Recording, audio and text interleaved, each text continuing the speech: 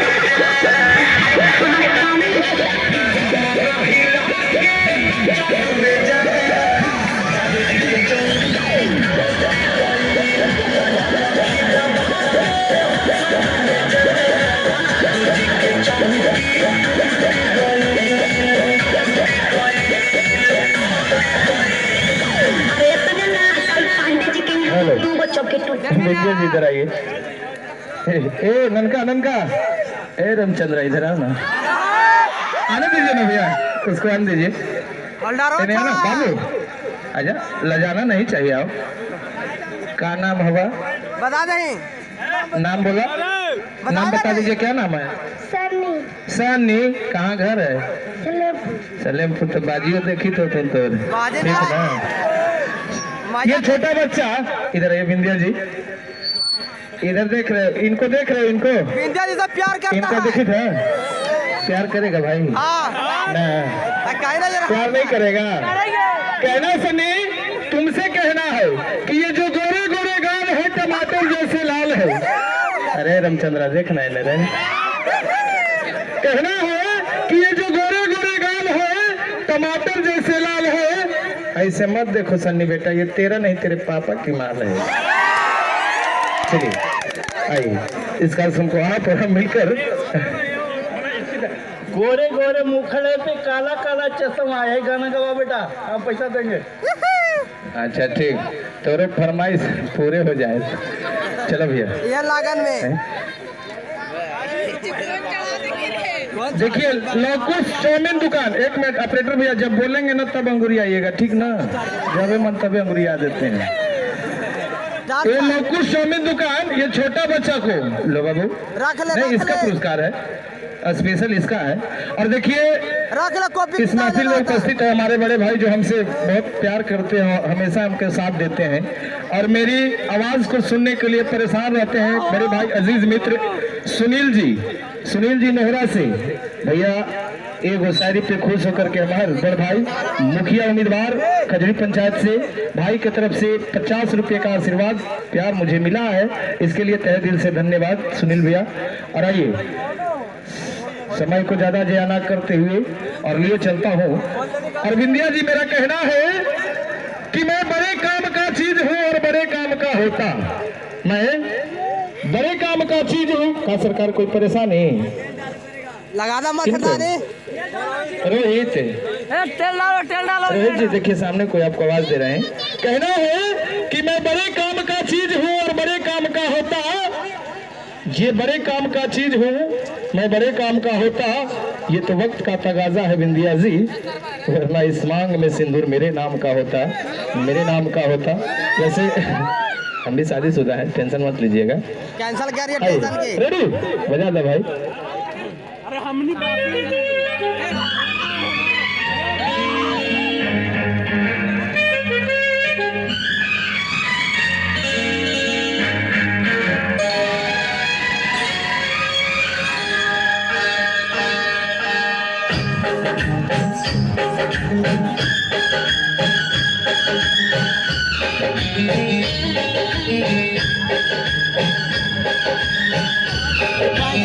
Hello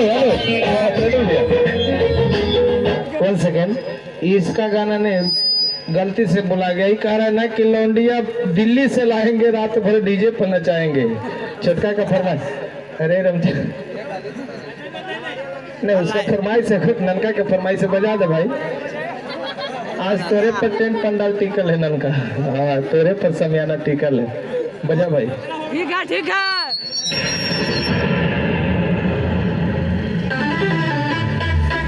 बढ़िया से रे हिला के।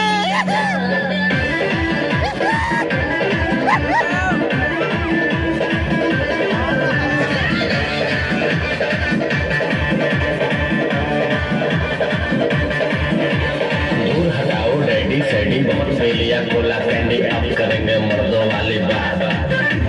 खूब पियेंगे बियर सियर, साथ में लेके सेक्सी बियर, बार चलेंगी सारी रात। दूर हटाओ डैडी सैडी, बहुत फेलिया कोला कैंडी, अब करेंगे मर्दों वाली बात।